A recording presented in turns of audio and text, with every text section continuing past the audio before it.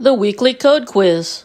What are examples of absolute units of measure? Points and picas are examples of absolute sizes. What are examples of relative units of measure? Ems and rems are examples of relative sizes. If absolute sizes are better for accuracy, why are we moving more to using relative sizes? We have been moving to relative sizes because of responsive design. We want our type to be scalable to different size screens on which our websites will display.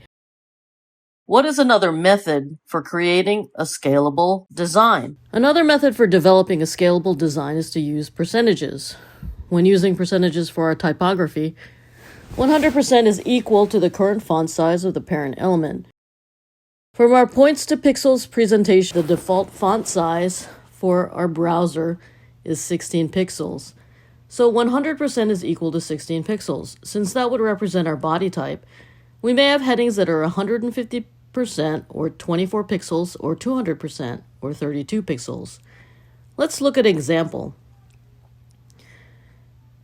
In our HTML, we have a section with an ID of section 2. It has both an H3 and H4 heading and paragraph text.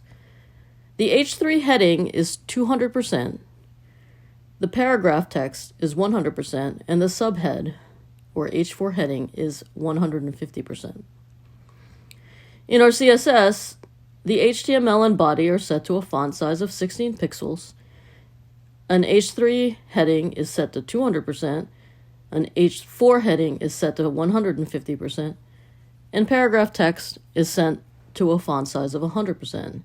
If we don't specify the font size of the section, it will inherit the font size of 16 pixels from the body element. This shows how this would look.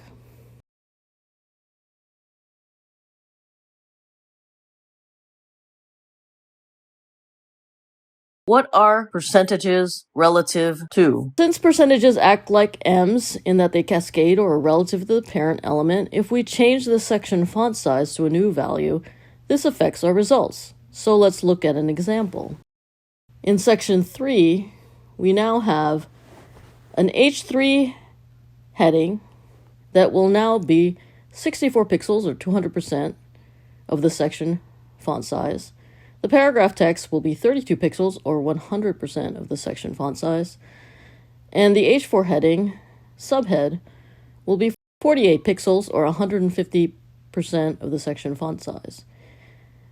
These changes occur because the section font size is 2 times the HTML or body font size that is set to the default of 16 pixels.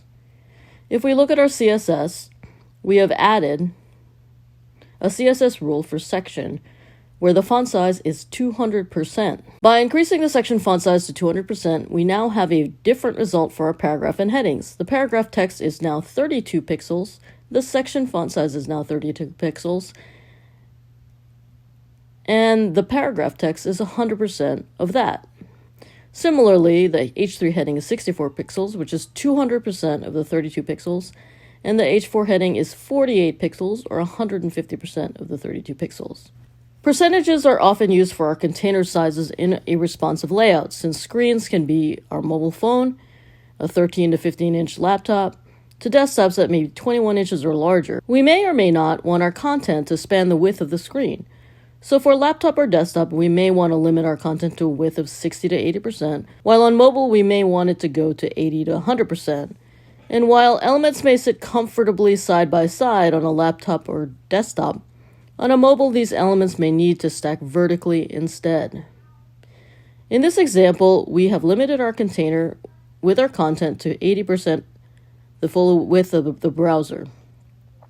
In the laptop example, we have elements that are approximately half the container width sitting side by side, and in a second example, approximately 70% to 30%.